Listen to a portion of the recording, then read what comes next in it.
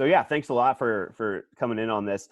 I honestly am not quite sure where this one's going to go, and I'm open for it going anywhere. Jamal, I called Jamal yesterday. We talked for like an hour, and it was super enlightening, just from a lot of perspectives for me.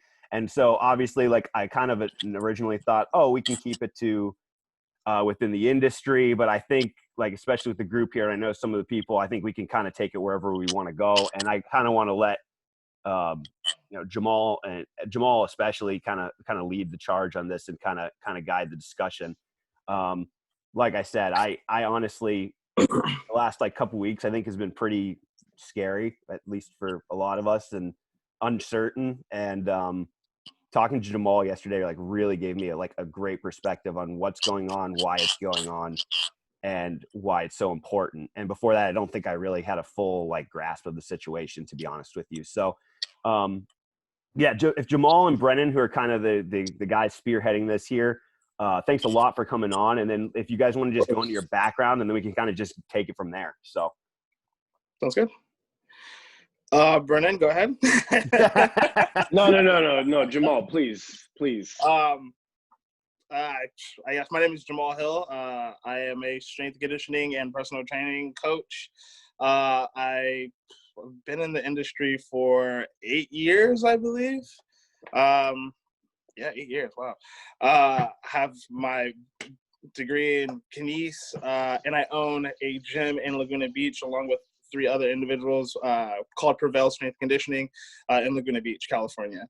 But yeah, that's a little bit about my background. Oh, I'm also a professional fighter. I always forget to add that in. I'm a professional fighter. And yeah, I'm glad to be on to the Upper Left Performance podcast, Zoom calls. It's always been fun for me. I love how it's funny how to lead.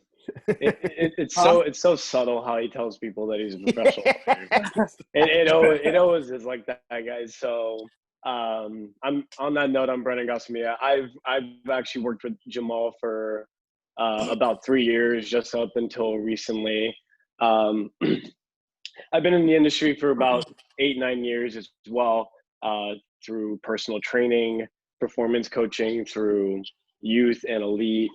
And, currently I'm a M&R manager at Equinox in Newport Beach. So I focus exclusively on personal training, and I do work with one youth women's basketball team.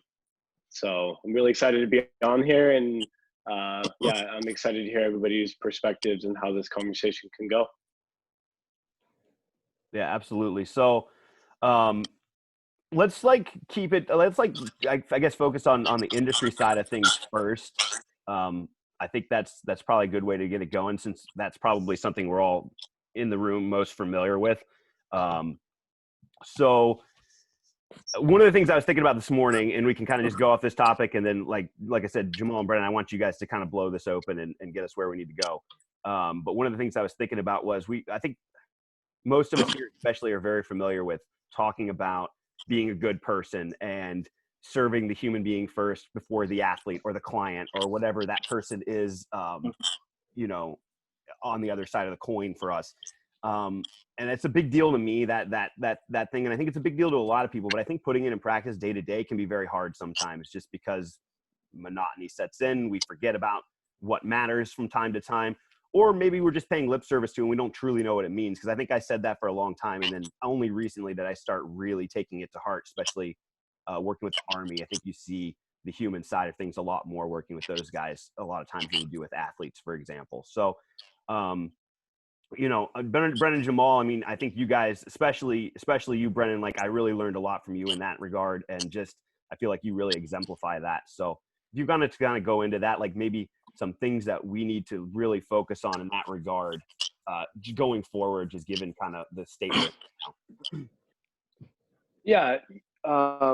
And no, thank you for that. And it's something that has always felt like a simple idea that I feel like all of us do genuinely carry, but we may be caught up in the idea that professionally how we have to represent ourselves needs to be robotic in a sense. So when I got into coaching, it was fairly organic how it just started to roll into that. I had other pathways that coaching ended up being something that felt the most right. And it was because of that interaction in more personal senses that I felt was something that was missing within the other areas that everybody in this profession right now, everybody on this call could have gone to as well, like medical school and things like that I'm talking about.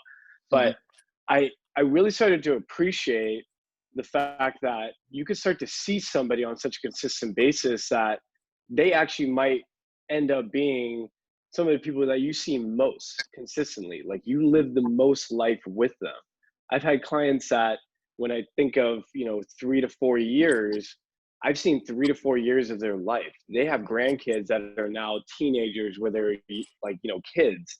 There's certain elements of what's underneath your client, your athlete, that is so enticing to me. And especially when you get it in the personal sense, it feels as though you're doing so much more than coaching, even if you're not truly manipulating any lifestyle changes.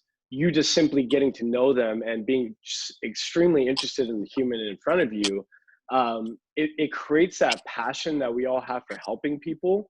And we understand a really deep storyline that the person has within whatever they're here for. I mean, this might be a small part of their day. It might be all of their day. Like our professional athletes and things like this might be everything to them, their entire day or their entire, period that they're focusing on. But it could also be somebody that simply wants to get some time with a professional that wants to work on their health, and they're only 1 to 2 hours a week. But either way, you have this opportunity to gain this true storyline and gain a lot of depth in relationships. And it's easy to say and kind of cop out to, oh, well, there's a team setting, it's so hard and so dynamic. I totally agree. I've trained really large groups, as all of us have on this call, that it seems as though like you're just working and you're just coaching and stuff.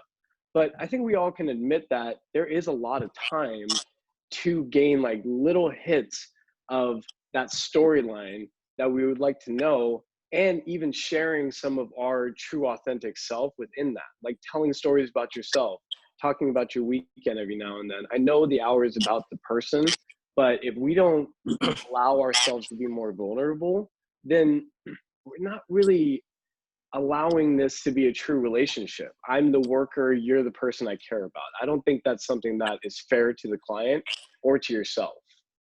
Sorry for the ramble, but no, it's all good. It's all good. No, but like when you actually like really deep down and think about it, you possibly and probably see most of your clients more than you see like some of your really, really good friends. Absolutely. Like there's like the last time that I saw you was actually we golfed. We did golf the other day, but but before that had been what, a month, 2 months, where it's just like certain clients, it's you will see 3 to 4 times a week consistently for an hour and a half each and every single time. So it's interesting how that kind of personal one-on-one dynamic kind of changes through time also, because at first and most of the time it's like pretty back and forth business as usual, but then over time it becomes a little bit more personable, and just interacting on that level a little bit more. It's something that it surprises me each and every single time with a new client. So like talking about that, like talking about just making sure that everyone is treated on that same level, it's like very, very important to me, especially in this industry. So You and guys, feel free. This is a small group too. This is easy. Like chime in whenever you want. Brenan, you mentioned vulnerability, which I think is really interesting. I was watching a Fergus Connolly Zoom chat like a month or two ago, and he was talking about how that can be kind of like, we all kind of say, oh, be vulnerable with people, but even what you're saying right there, we kind of almost have to earn the right to do that. If you come off and are immediately vulnerable with someone about like extremely personal things, either in their life or your life, like that can be kind of a turnoff too. It's almost like you have to work your way into this person's life, gain some trust before you can allow that vulnerability to even occur, which I found to be really interesting, because it always kind of rubbed me the wrong way sometimes when people say, oh, be vulnerable with someone. Well, it's like, I don't know this person. Like, there has to be like some sort of like entryway to get to that point, you know? Yeah. And on that note too, I see like being vulnerable in like a really large spectrum that time, it's really linear on like the time scale, right? And when I think about like how you would be vulnerable in a really early stage of a relationship, think about any of your relationship, new friendships, you know, if your relative is in love and getting married, things like that. You can allow yourself to just be simply authentic. So if you're in an environment in a context that would allow you to be maybe more open and joyous, like be that. That's okay. Like if you're having a good time with your youth team or with your first client, your client's first session, if you're actually having a good time, be authentic, be enthusiastic. Being enthusiastic is being vulnerable. I think today's day and age, something that really does irk me is the need for people to be cool. People need to act as if they don't want to be enthusiastic about things, especially when it comes to work sometimes. Like we think we want to be robotic, and those enthusiastic people at work almost seem like too much, but like too in general. No, I completely agree with you, Brendan, because like I'm one of those people who's like, oh my god, yes, like let's do this. I mean, that's just how I'm wired, and I cannot tell you the amount of criticism I've faced, not just from clients, but from other coworkers and managers. They're like, oh, like, you know, tone it down. It's not like I'm like bouncing around all over the place, but I truly believe that. But also the clients who I attract, actually, they really need that, and they'll book an extra session with me sometimes during the week. So they're like, hey, I'm feeling like pretty down, but your enthusiasm just helps me to get somewhere, to do something, to be in like my body. And you know, I think that, you know, when we're self-conscious about like trying to be cool, you know, like that I think we hurt those who we are meant to serve and hold space for. Yeah. And when you even think about the definition of enthusiasm, it means in spirit. You know, you're actually in the moment, you're being present, and you're learning to have enjoyment through that moment, right? So it can have any sort of expression it wants. If you want to come in excited, that's great. And people should appreciate that, because that feeds off into the environment. But on the other end of vulnerable, that I do agree in time is really breaking boundaries that we should be setting, is like being ultra vulnerable on speaking about your personal life in extent, and maybe even the challenges that we might, you know, anybody might be going through and stuff like that.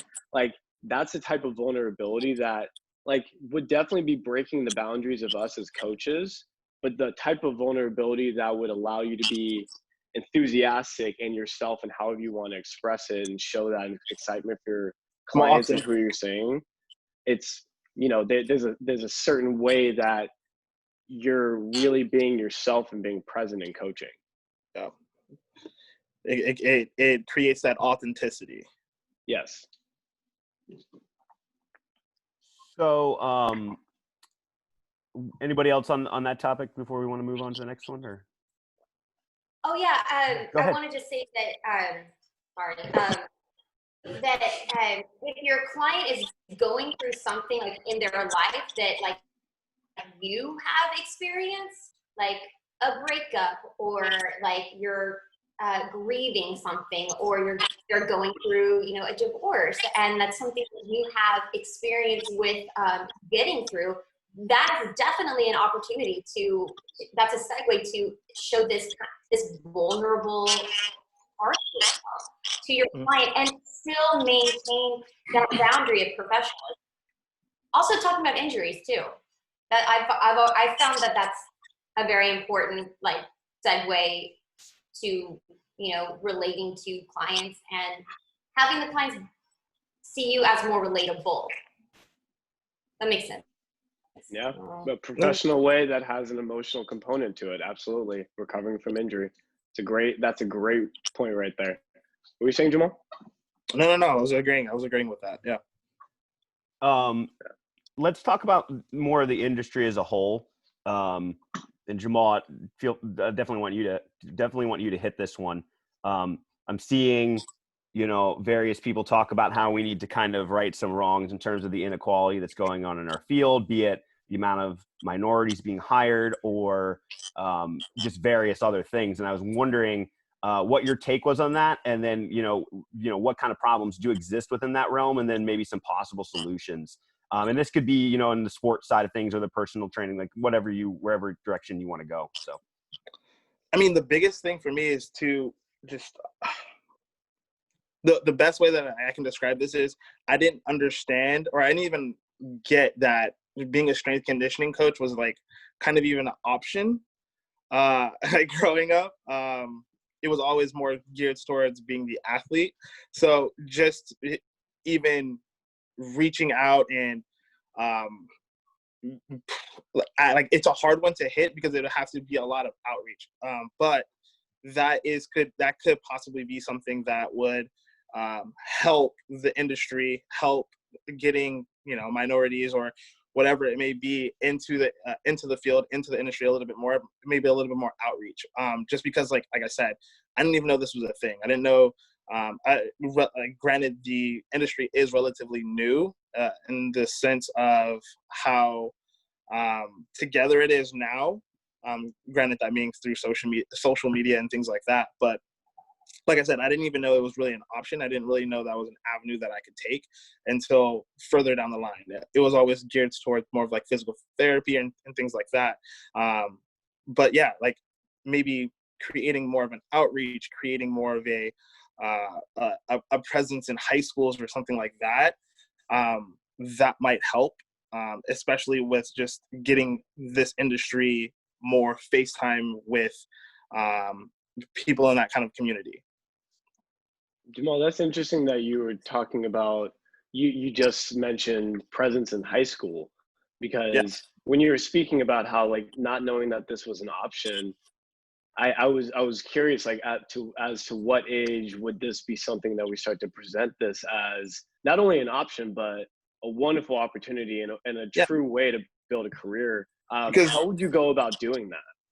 Because unfortunately, like most people see it as kind of a fallback, like the athlete that didn't make it or something like along those lines, or you got an injury, so therefore like you can fall back on like the strength and conditioning world.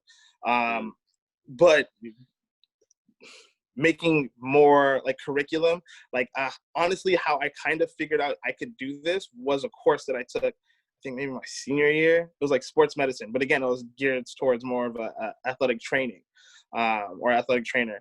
So even that wasn't necessarily geared towards strength and conditioning. So maybe making it more of like an elective or something like that. Like I don't necessarily have an answer, but I wish that I knew that this was an avenue that I could have taken a lot more serious and a lot earlier.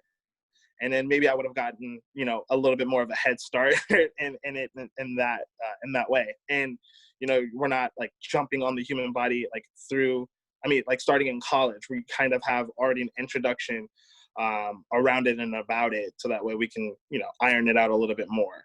So I think some context to that too is it feels as though when we look at strength and conditioning and personal training as long-term careers, that even the things that we used to hear as like cliches of like, this is the in-between, all that. We're still in a very early stage in the field. 100%. I agree. But you really bring up great points on the fact that you didn't even know that this was an option, and also the perception on when you are embracing this, how it would be, an injured athlete or, couldn't make it or something like that. Like even those perceptions themselves really hold back the validity of this as a career, as thinking about it and anything more than a fallback. And that's not fair to any of the industry, but it's especially not fair. like especially like at my age and like the area that I grew up, like if you were a personal trainer, it was more on the lines of, you know, bodybuilding or something along the like something like that, not necessarily like strength and conditioning or athletic performance or, you know, athletic development or anything like that. So yeah, like just knowing, like understanding that that was more of the avenue that I wanted to go down, kind of like understanding that that was a legitimate field that I could go into, like that would have been a lot. Like, I would have appreciated that a little bit more. But again, that comes out with like outreach, that goes with maybe reaching out to high schools for internship programs or just things and things of that nature, like the same things that we do for colleges, like, you know, like when we worked at Stars, we like reached out to Cal State Fullerton for interns and stuff like that. Yeah, just like, but at the same time doing that, but with inner city community high schools or something along those lines, like that. I think that would benefit our industry with, especially getting minorities and like making sure that they know that there's more of an option than just, you know, turning professional as an athlete, that, you know, that you have more to work with in the realms of sports or the realms of being an athlete in itself than actually just performing, you know. So it's a great point. Those are great ideas. I'm just going to be direct here. Is this space of strength and conditioning hostile towards minorities? Do you think it's accepting? I think it's pretty, I honestly think it's pretty accepting, just because of the overall, like, but again, I'm not at that like high level. I don't work with, like, you know, I don't work within a college, so I don't know if getting a job necessarily would be difficult as a minority, because like I own my own gym now, so in that aspect, not really for me personally. And then I think especially because most athletes happen to be like African American, so like there's a little bit more of a tolerance there. But yeah, no, like I like I said, I wouldn't be qualified to answer that because I haven't necessarily tried to go far in the professional realm. Well, how about following that up then with, rather than just trying to get a job in a specific space in the field, what about just the attitude or the level of tolerance you're treated with just on a day-to-day basis with colleagues or people that you might be trying to connect with, et cetera? Okay, so in that regard, it's hard for me because I've always dealt with things like that in more of a deflective manner. So with me, I mean, and like you might say that like I could be part of the problem, quote unquote, not even a problem, but I'm very, very tolerant.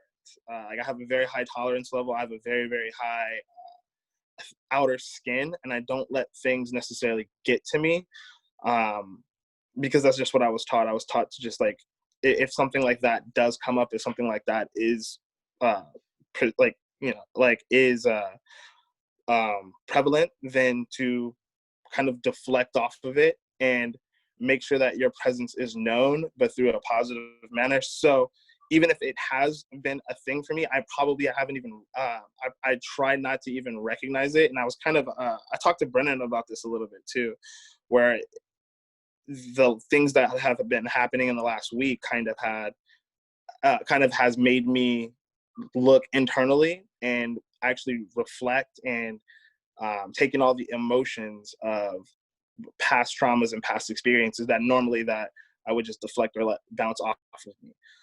So in that regard, possibly yes, more than likely yes. But again, that has to be something that I'd have to actually like make myself relive, and like I try not to do that. And again, that could be part of the problem, but it's also part of the reason why I think I have done well. It's because I am that kind of individual. If something is wrong, I will put my head down and I will work until I fix whatever is wrong.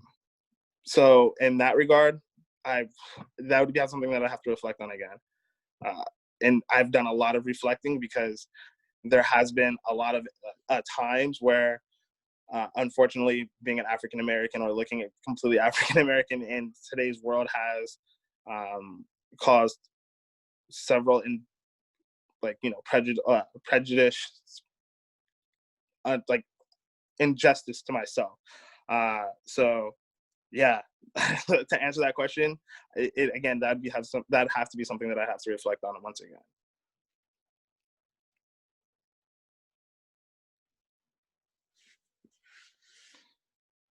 Just making sure anybody else doesn't want to chime in. All good. Okay. Yeah, go ahead, Brendan. I knew you did.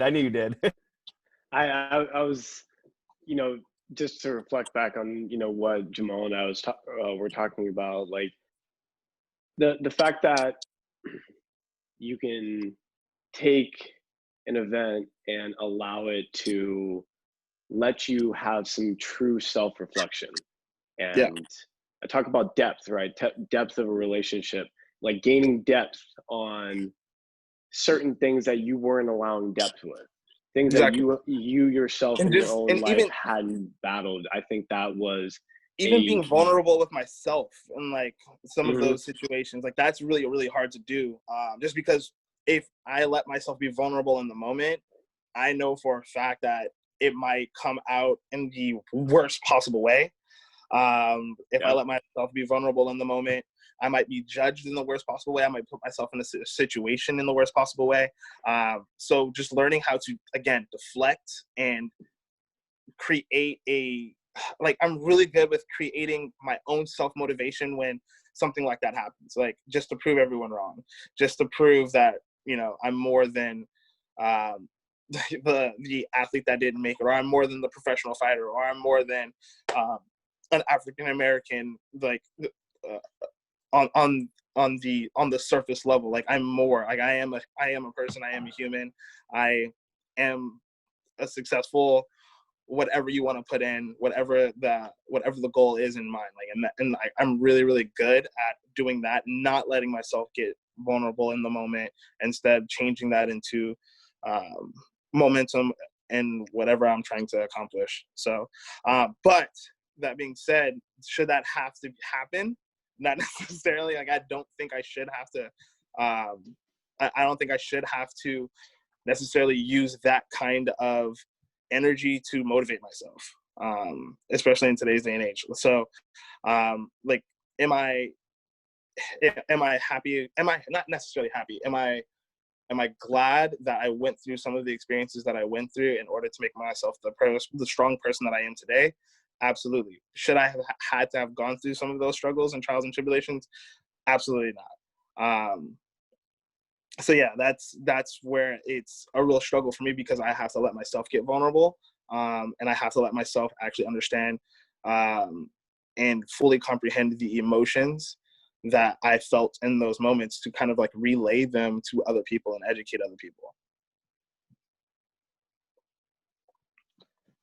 That brings just, again, talking about that depth. I mean, how you can actually communicate with people and share yourself within that vulnerability.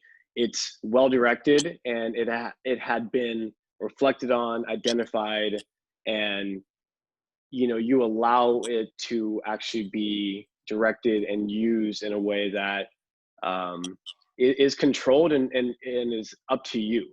Like, you're free of this burden of not knowing whether this is a reaction or a response. Now you're making responses because you're truly identifying yourself and the very real facts in your past and the experiences that you've had. You're allowing it to shape you, but you're not allowing it to own you. Yeah. And then I'm also able to, because like I said, I'll give it to my parents. I'll give it to the people that raised me. This is the community that raised me, my karate family that raised me, my brothers and sisters that, raised me. They did a great job, and everyone did a great job with not necessarily like pointing that anger, or pointing that disappointment, or pointing that sense of, of being wronged in the right direction. and unfortunately, like, a lot of people don't have those conversations. I mean, don't have the people in their corner to point them in that direction. And like, unfortunately, like, they fall down the wrong paths because of anger, because of possible wrongdoings, because of things like that. And yeah, and then I like I said, I was blessed enough to have a community to lend out that hand, to be that guidance for me, and just to like help me help propel myself up into the real world, and be kind of prepared for that. So like I said, I'll give it up to the people, to the people that helped raise me, to the community that raised me, to my karate family, to my real family, for putting me on the right path and learning how to deflect that kind of disappointment, that kind of anger, that kind of questioning why, in certain situations, in certain scenarios, and making my own, painting my own story, and not letting that narrative become my story. It sounds like the ideas you have really highlight how you want to pay that forward. Oh, 100%. Your community built you, we build the community back, and 100%. Like, and I just want, like, and that's like the do. biggest thing for me is I never expected, or, you know, saw myself or envisioned myself having these kinds of conversations with people, talking to people, to help them understand some of the things that I went through and some of the things that I was raised in, and to help them like understand where I come from and how to kind of like bridge that gap. Although I don't know any possible solutions at this moment of like exactly how this will end, I'm just happy to bridge that gap and have everyone understand. Because to create change, like, you need for everyone to understand what is wrong, so that way it does change. So that way it's not like pulling weeds and having the roots still there, so that way the weeds can grow back up. Instead, everyone understands we need to grab this by the roots and understand those roots, so that way we can pull the weed by the roots and have them not grow up again. So yeah, like having like I said, though, I've never imagined myself ever doing this, ever speaking to people, ever having people reach out to me to have myself speak to them, to kind of understand each other on a better level, or a more like a deeper level, and understand the depth of the things that are going on. Yeah, I just want to throw in like our conversation yesterday, Jamal. And I mean, I said it enough yesterday. I was like, holy cow. Like, I just, you know, like I was born in the suburbs in a mostly white area, like fairly affluent parents. Like, I've never had a problem with anyone really of any other race or anything like that. So I just kind of like assumed like, oh, this is just like outliers. Like, this doesn't really happen. Like, most everybody likes everybody, and like, no, you know, and like, you know, I agree with that. Like I said, I agree with that. Like, I don't think that it's something that, you know, all white people are bad, all cops are bad. All, no, you know, yeah, like, absolutely. yeah, like that's and that my takeaway yesterday wasn't necessarily anything along those lines. It was, my takeaway was, this happens way more though than I thought it did. You know, yes, like there's underlying things here that I thought didn't really like exist in most circles, and that just wasn't true. You know, yeah, so. yeah. No, and then a lot of it is things that aren't done on purpose. You know, like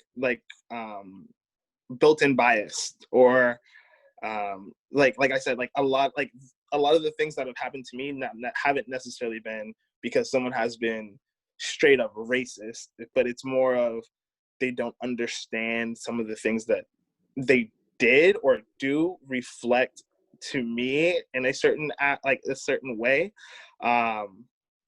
because of the way that they wouldn't be asking this question, or they wouldn't be reacting this way if I weren't Black. So like that, but like people that I know absolutely aren't racist, but yet will react a certain way because I am Black.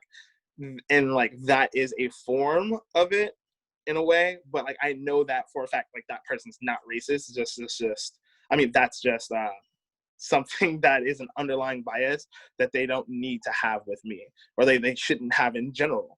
And it's unfortunate that people do have that. So yeah, like that has probably been the biggest thing, like opening people's eyes to, although they might not be racist, or although it, like, you know, they might not believe in certain things that the Black Lives Movement is actually being like is being portrayed as, there's still underlying issues that maybe they have and they just don't understand it yet, or they just don't know yet, or even actually the actual understanding of the meaning of the Black Lives Movement and things like that. So yeah, it's been it's been a doozy of the last 2 weeks for sure.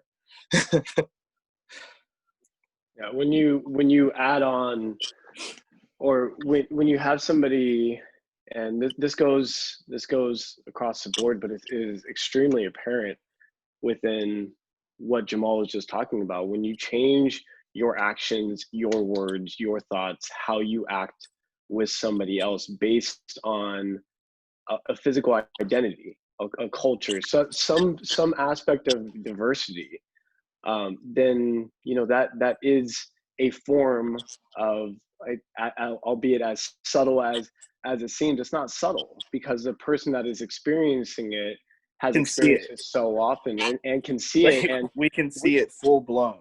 100%. And it's something that has gone on for so long that even the understanding or the perception or even the stereotype of these interactions, it can get out of hand. And it's the fact that we're not taking action to even reverse that and truly understand and take ownership of our own places. And this goes across the board for everybody on this call, everybody in the world. We need to just first take ownership and awareness to ourselves.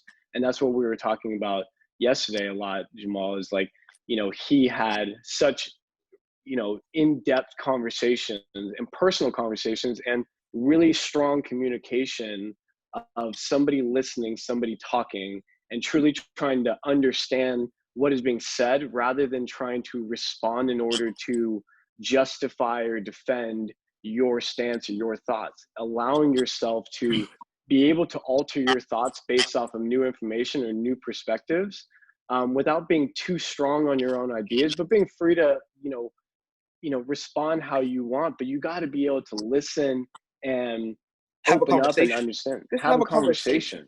So like that's been my biggest thing, is when people I've personally reached out to people who I consider really, really good friends. I've reached out to people who I consider like friends. I've reached out to people who I consider not necessarily a friend, but an acquaintance, just so that way we can have a conversation surrounding what they actually view the Black Lives Matter with, like how they actually view it, and have a conversation around how their perception might be incorrect. And then again, going back and forth, having dialogue around some of the worries or some of the misconceptions, or even some of the actual truths that are actually happening during these protests, and having dialogue and conversations around that, to not necessarily let the media paint the narrative, but let experiences paint the narrative instead. And that's probably the biggest thing, is just having the conversation so that way, like, you actually understand in full the narrative of what's actually going on, and not necessarily what other people say or the media will say, or what you see on Instagram or what you see on Facebook, but actually having a full in-depth conversation on those kind of, or on the social injustice that's actually going on in America today. Yeah, Brenan, I'm with you 100%, man. Where you talked about discourse, like just having reasonable discourse. I think that's something that I think that's one of the things that's scared me the most about this is like you log on to a lot of mediums online, and it's just people just lobbing insults at each other. Like, we're not getting to understand what's going on here. Yeah, you would have a conversation. Yeah, and I, honestly, like, after our discussion yesterday, I understand the anger is justified. I think what's happening is really important. But it had and I'm sure it is for the most part. We're just seeing the worst sides of it on social media. Exactly. But like on both sides, though. Yeah. 100%. 100%. Yeah.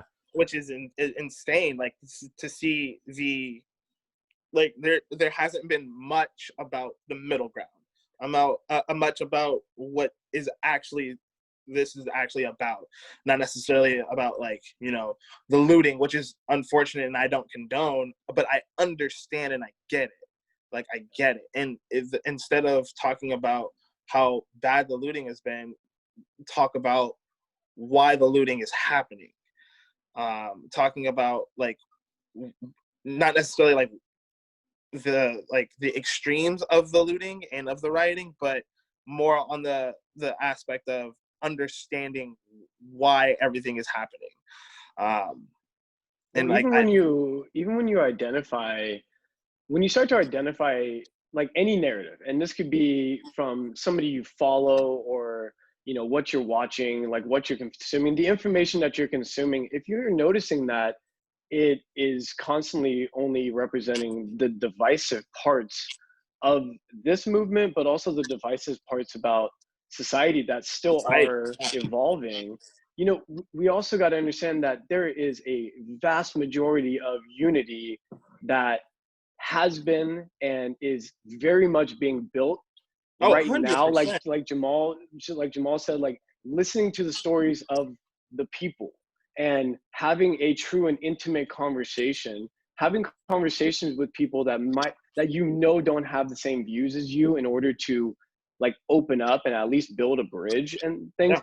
This is where unity starts to come about, and as a society we learn to not let what we think might be a mass opinion or a narrative that we should all believe let us dictate. And I think the majority of people are also waking up to the fact that that is true, and they want to be free of thought and really try to understand people better. I think that is happening a lot more than what is being represented. So we believe that, and we believe that people really want to be understood and really want to unify. And these movements, that is the giant purpose right in our face. If we act upon that, then our discourse, our dissension towards any other parts of it that we might question, we can at least understand the purpose and act towards that. And when we act towards that purpose, then we are getting very far, and we're stopping to police ourselves on needing to react a certain way, and we can have a communication. Exactly. Conversation. And how many times does a conversation end with two parties no longer wanting to speak more about the subject, or don't come to some sort of a mutual ground, even with the most opposing views? It does not happen as often in a personal conversation as we think. With that, like, that is the best practice that is happening right now, and is happening a lot more. We're just not being fed that information. So we need to go find that and create that information ourselves.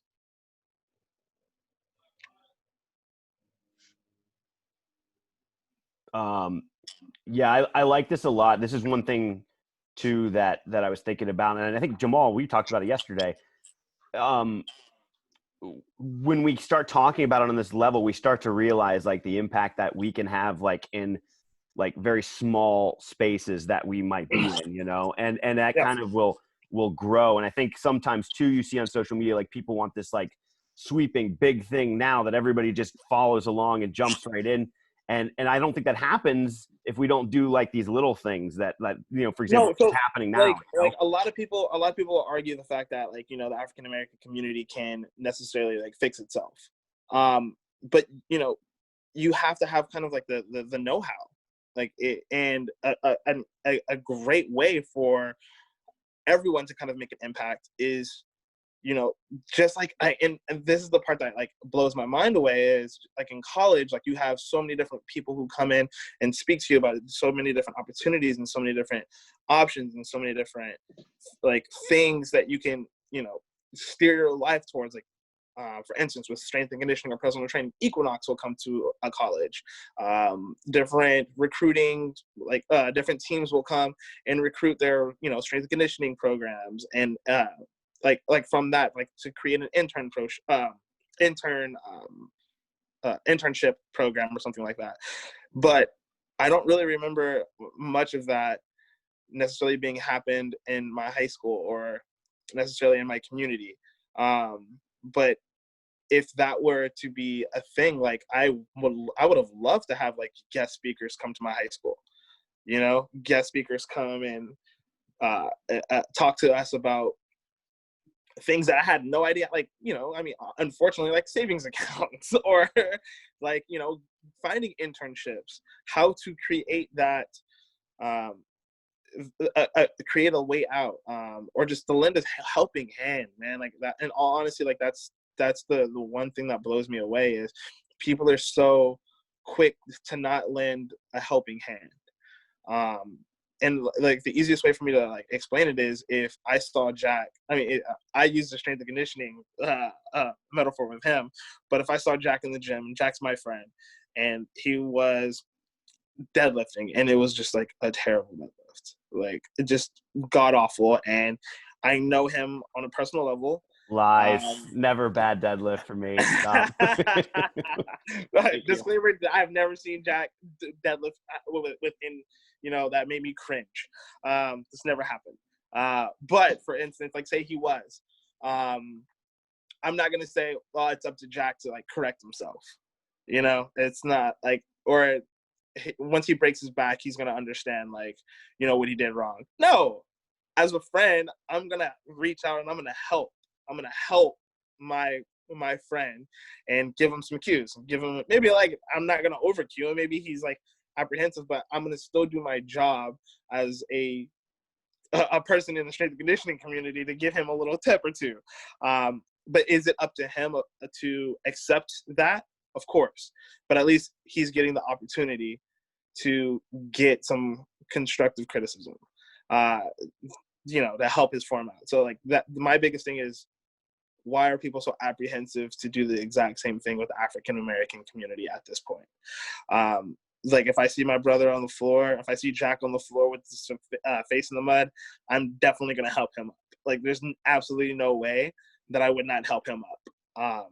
So like that's been my like biggest thing, is just like what I don't understand why it's such a touchy subject for someone to do, to, you know, help out a friend in need, help out a community in need. We're so quick to, I mean, I'm even myself included, I'm really quick to, you know, help out with relief efforts in a third world country. Why can't that same energy be spent towards the African American community in the United States right now?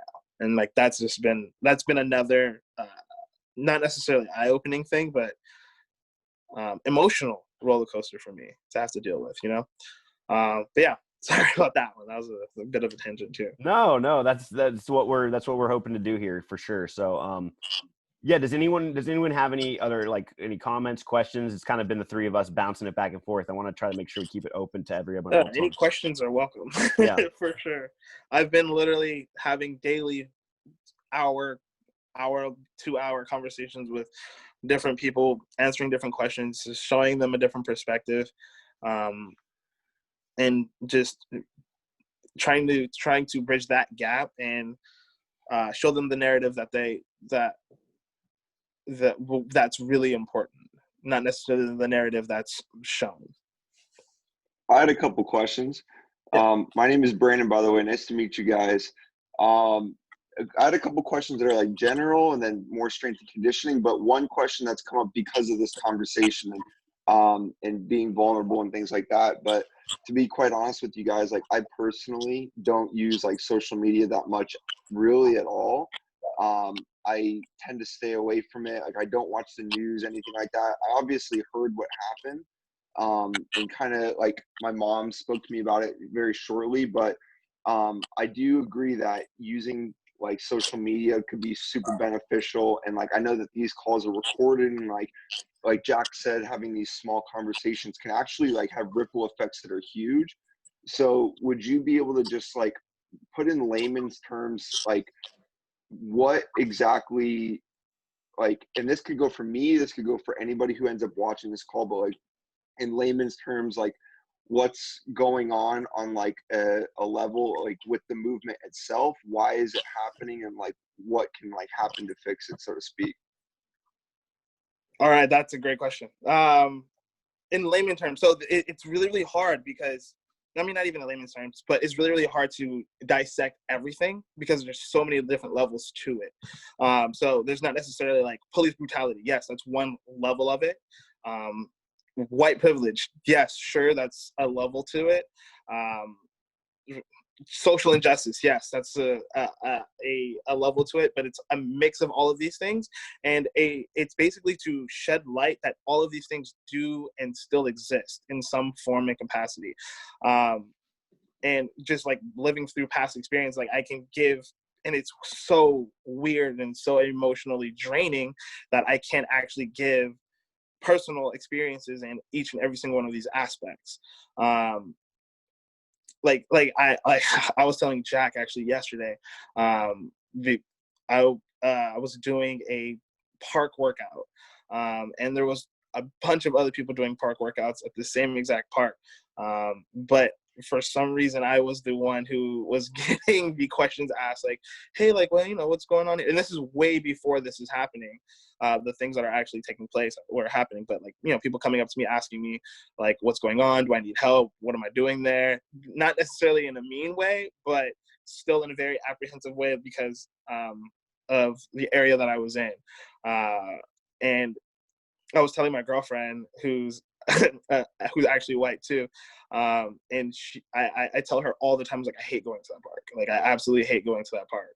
Like, that is probably, and it sucks because it's a really nice park, and like to do some sprints and like working on stuff like that. It's a great park to do that in, but I hate going there because of the looks that I might get, because of the questions that I get, because of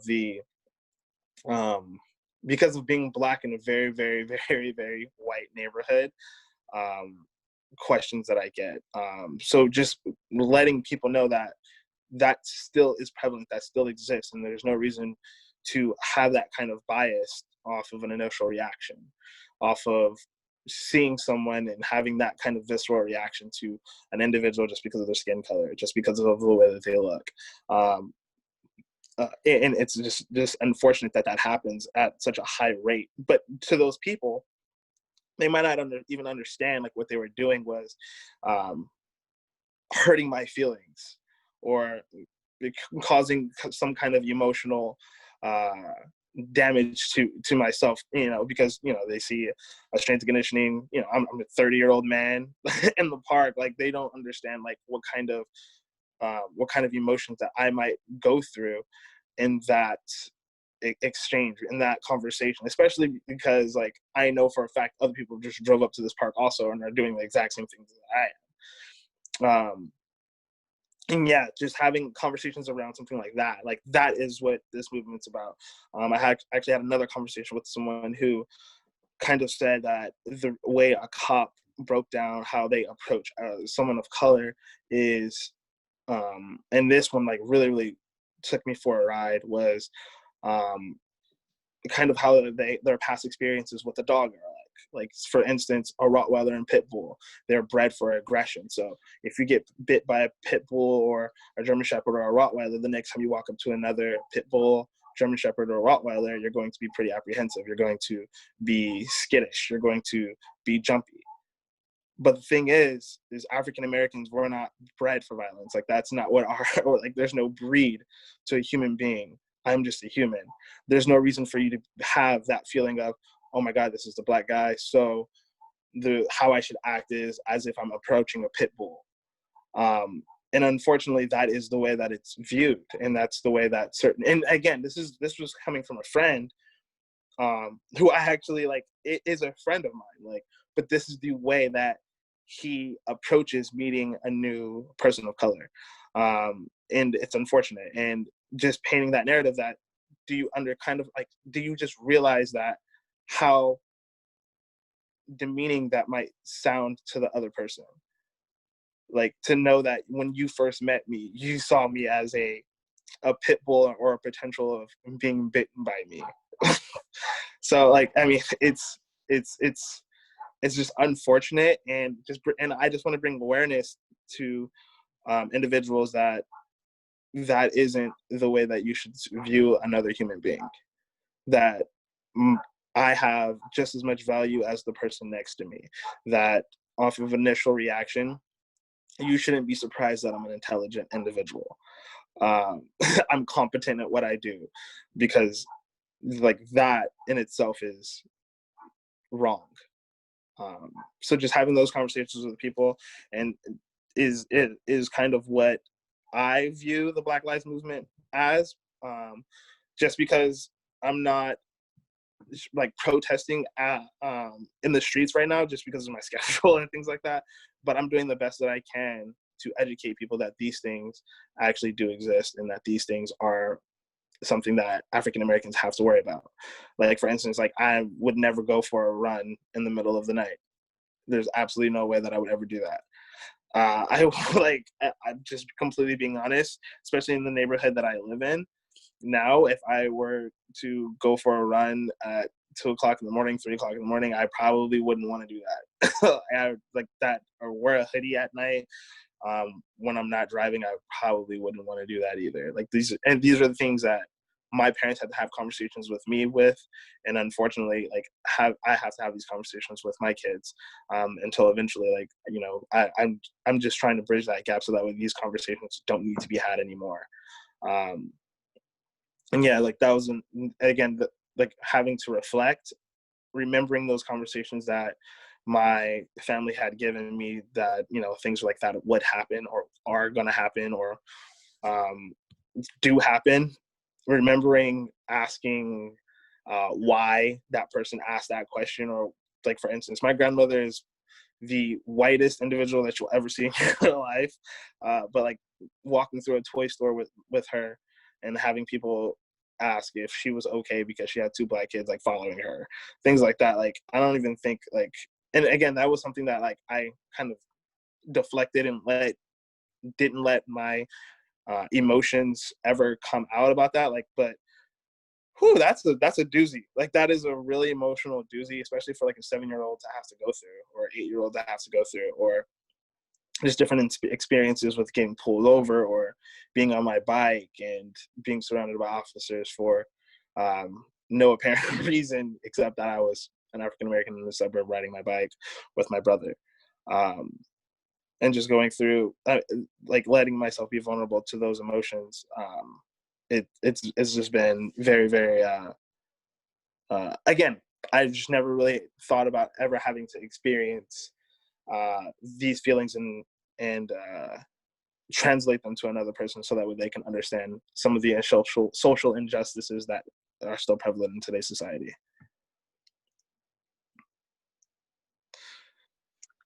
Thank you, man. Honestly, Yeah. that's really eye-opening, and I want to just validate you and everything that you're saying, because Appreciate it. I know I don't know you, but like just hearing you talk, like I'm super proud of you for sticking up for what you believe in, and I agree with everything you're saying, man. I definitely want to validate that for sure. Appreciate it. Really do appreciate that. And like, that's just like my biggest thing, is just to create understanding. Like, even though you might not have, like Jack, like I was having that conversation with Jack, and Jack was like, dude, I've never thought about that about anyone. I was like, that is awesome, and that's amazing that you feel that. I mean, that you don't see that way. But I feel like it's my job to bridge that gap so that way people do understand what we're feeling. Because even though you might not feel that, or you might not, like, you've never thought like that, there's other people that do feel like that, and that's the reason why this is happening. It's not necessarily because everyone thinks like that, it's because it still does happen. Well, you that's even the biggest thing. You even asked me yesterday, and I thought this was like the most interesting part of our conversation. You were like, oh yeah, if you could just be you, except you just have to change your skin color, would you do it? And I was like, oh yeah, like why not? And he's like, well, think about what we just talked about. And I was like, oh, like, oh, yeah. okay. Yeah. But like, that's the thing, like certain people have like those blinders on that don't allow them to even absorb any of the information that I relayed back to them. And some people live without any blinders at all and are able to fully grasp everything that I said. Like I said, like Jack, like, you don't have blinders where you're like stuck in your ways, or you think a certain way and like that's it. Like, you're super open to discussion, you're super open to conversation. You didn't really understand what was going on, so you wanted to broaden your horizon. Like, you had narrow vision, and it's just opening more and more to the social injustice in that field. And like, I commend everyone also who are willing to have that conversation. And, you know, who are willing to be open-minded and to understand everything on this level, you know, like just I like I said, like it's really hard and emotional, and I didn't think I would ever have to go through this. But like, for instance, my girlfriend who has been with me and who has seen it like happen straight to her face. Like, I've had drinks dumped on me and people say like, you don't need to be with someone like that. Or like, we've walked into a movie theater where a 50-year-old man has bumped me and like, this is a disgrace, like something like that. And like, this is Huntington, Laguna Beach, like, you know, and she didn't think it was as prevalent as it is in today's society until she ended up being with me. And she's never, I'm not going to say she's been one to shy away from a conversation, but she's never really brought up this conversation about race and how I actually feel. And because again, I deflect. Like, if something like that happens to me, I'm like to be the first person to be like, it's all good, man. Like, you know, I'll just sweep it under the rug, and I'm just like, it's all good. Like, she's the firecracker in our relationship for sure. Like, she'll be like, what did that person say? I'll literally say, like, you know, don't worry about it, it's okay.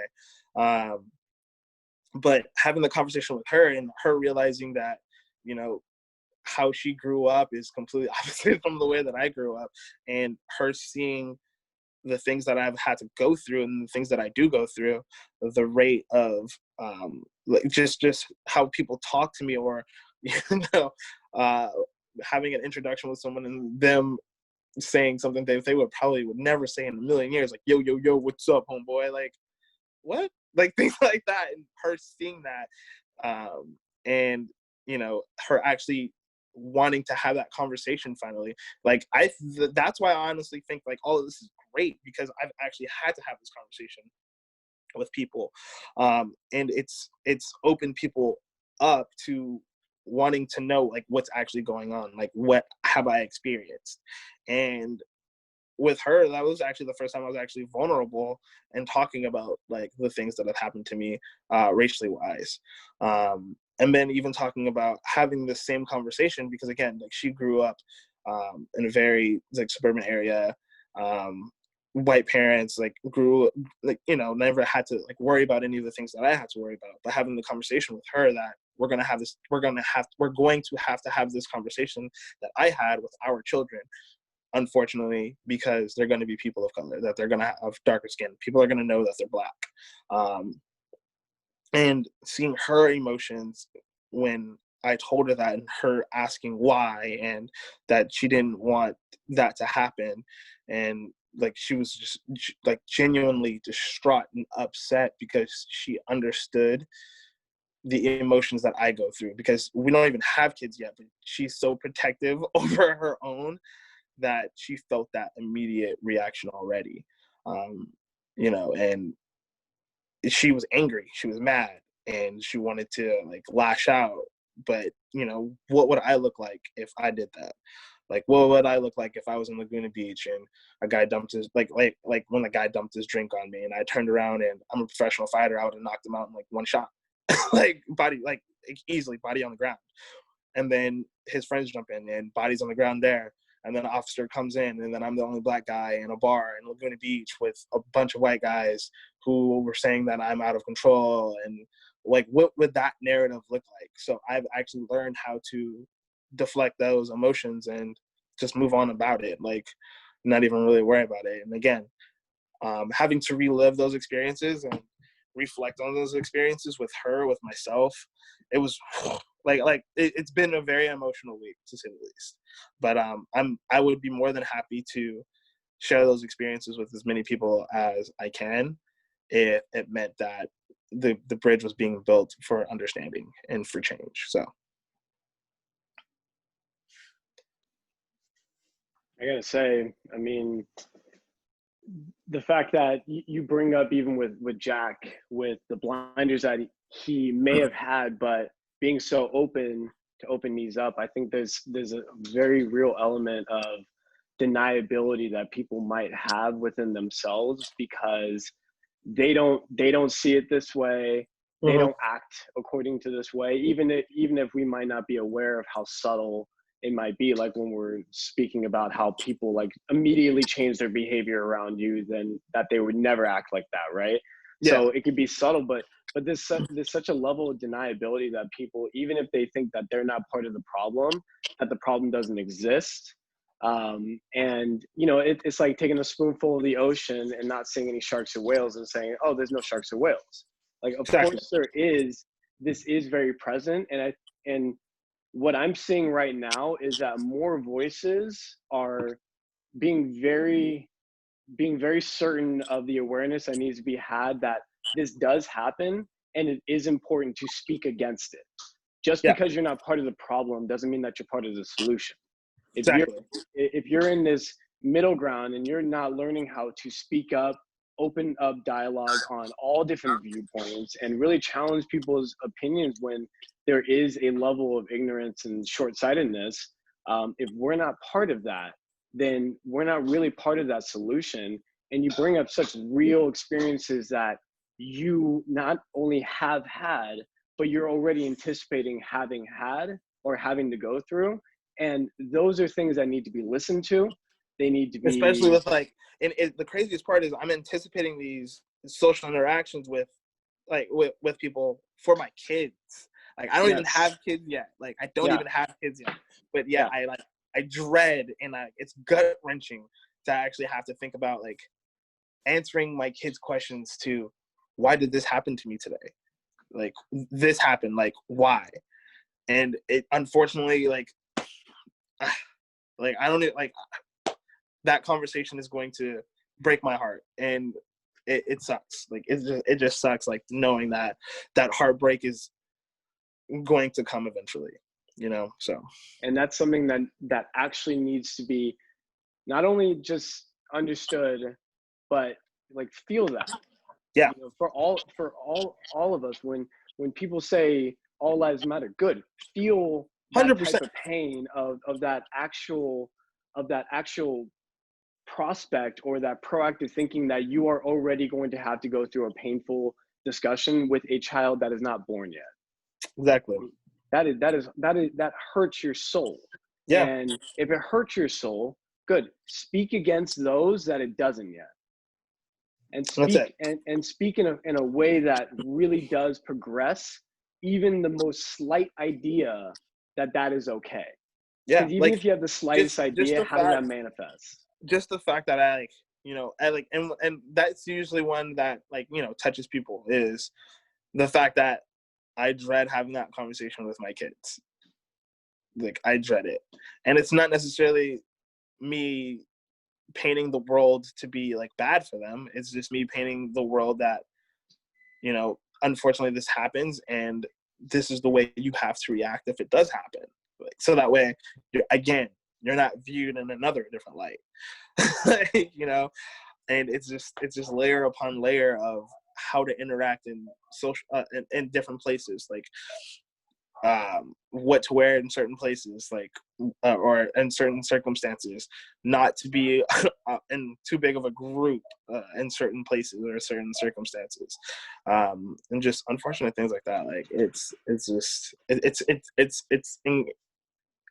it's saddening to think about, you know, having to have that conversation with my kids. Like, it's just really saddening.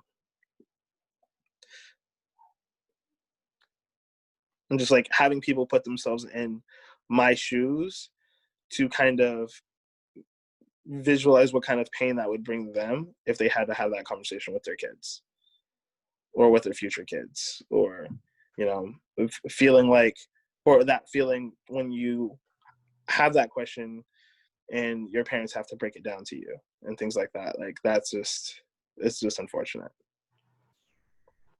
And I just want to say something. My name is Lanisa. I'm a friend of Jamal's. I grew up with Jamal. You know, we did karate for years together, and I think it's great that he's speaking about this. But I can speak to having kids, you know, that are African American. I'm Filipino, but my kids are half Black, right? And I like being on this call. I'm on social media, and just being on this call makes me want to break down. Like, I don't even know how I'm speaking right now.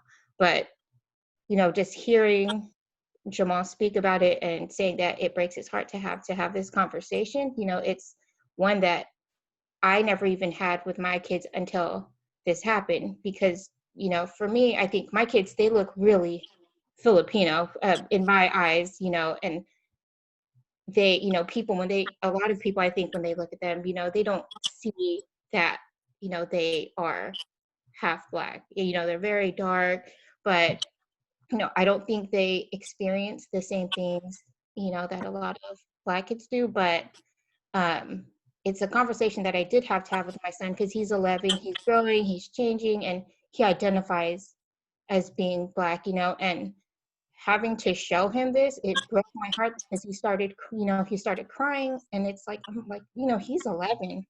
Like, why do I even have to show him, something like this? And it's terrible. It's heartbreaking. And like, for him to have to deal with those emotions, and not being, Black myself, I can't really even tell him how to feel. I'm learning from my friends. I'm learning from my Black friends, or what I see, or, his family members. I can't, I'm never going to experience what he's experiencing. So, I think it's really, thank you, Jamal, for sharing this with us, because like he mentioned, when we grew up, we were in karate, and I never even, I haven't even texted, Jamal. I told Jamal I love him when all of this started happening again, but it's like, I'm like, what do I say? Because I don't even remember him going through anything. And, and for me, I had to dig deep too, because I had to say, like, maybe he was going through something. I was blind to it, and I never even realized it, So, I mean, thank you, Jamal, for, talking about this and bringing it up, because I'm learning from you. This is why I'm on this call right Yeah. now, because, I want to hear it. I want to know what to expect, Yeah, I mean, it's just like riding bikes with your brother Sean. Like, we got pulled over numerous times riding bikes through Hercules, through Pinole, like on dispatch calls where there was a breaking and entering, or a robbery or something like that, and the description was a white person, or the description wasn't a person of color.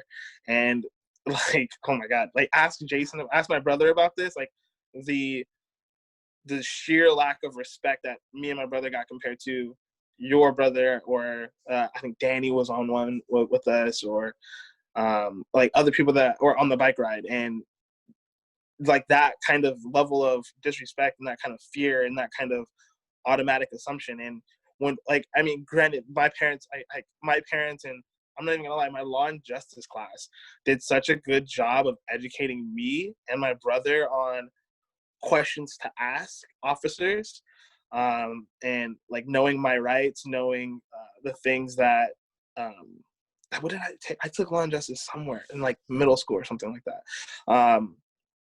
But just like understanding like that I actually did have a voice, and I did need to, like, I could ask for a probable cause. I could ask, what was the description of the person, of the assailant that you're looking for, and things like that. Like, ask dispatch, like, what the assailant was, and like, like, fortunately for us, like, I knew those questions. I knew I knew the right things to do. I knew how to go about it. But like, for other people, like, they don't, unfortunately, they really don't. And those situations end up being very, very bad for certain people. And it's just sad. And it's just sad that, like, I had to know. Like, why do I have to know that? Like, at 13, 14, like, why did I have to know exactly, like, my rights and things like that? Like, I'm a 14-year-old kid on a bike. Like, what's going on? Like, so thank you for being on the call, though, sis. Love you.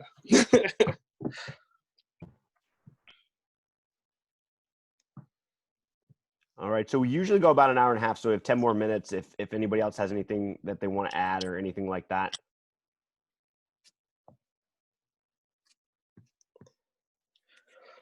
We good? Yeah. This is a heavy. This is a heavy one. This is a heavy one. I want to also, like, personally thank everybody on this call. Yeah, thank you, guys. Jack, Jamal. I mean, honestly, just when we get to a time like this, that over the last 3 months, everybody has everybody has had to alter something, right? Very, very little flow. There's a lot of ebb right now. And I do just want to really appreciate the fact that people can be resilient within their mindset to not allow situations like that on, skin deep really are terrible problems and issues that are very deep rooted, but not letting this time distract us from doing the one thing that we are always allowed to do, which is have freedom of thought and the ability to communicate with each other. Exactly. And sharing the respect to have a fluid discussion, regardless of the subject, regardless of the views, regardless of the bias of the relationship. I really just want to appreciate the fact that everybody took this time to be on here. And I think that these are tangible actions that can be repeated on a very consistent basis, can be repeated on a day-to-day basis, and can be a certain action that we can take inside our lives and make it our purpose to do this, not only when the time seems so heightened, but to carry this on throughout our lives, regardless of how things seem on the outside. We always got to understand that we need to keep taking action, and the actions that we can take is our thought process, our perceptions, our mindset, our awareness, our ownership, and how we express and communicate those. And I just want to say thank you, everybody, for having this time and allowing me to be part of it. Yeah. Again, I just want to thank everyone for taking the time to listen. Because you have that choice whether to listen or to not listen. And I just respect everyone for actually taking the time to listen. Listen to the things that, like past experiences that I've gone through, listen to the narrative that I have, listen to the different ways that, you might be able to help. Listen to the different ways to have this conversation with other people. And just, I appreciate that. And I appreciate the fact that there are people who, aren't necessarily like hard one way or hard another, but are just willing to bridge that gap. And I really, really appreciate that. And I really, really appreciate everyone listening. And I appreciate, Brenan and Jack for joining this call with me. It feels weird because like Brenan usually lives like he lives like 10 minutes away from me, but like I'm 6 hours away. So that's like really weird. Fun fact: yeah. Jamal has a favorite spot in my house. Like, he falls asleep on my ottoman. Like, it's like a sleeping pill on the ottoman. Yeah, every time. That's my dog Mila, and his favorite spots, so they kind of fight over it. The second he sits down on it, it's like there's like a tranquilizer because he just falls asleep every time. So that's how close Jamal and I are, and I love him. Yep. So thank you guys again. Yeah, no, thanks a lot, everybody, for coming on. We'll definitely, obviously it's a weekly thing, but we'll definitely try to bring in some more of this, just outside the industry, kind of gain some perspective. So thanks everybody for being on. Really appreciate it. Thank you. God bless, guys. I appreciate it. Thank you. Yeah, thank you, Jack. Yep. Take care, everybody. Thank you, everybody.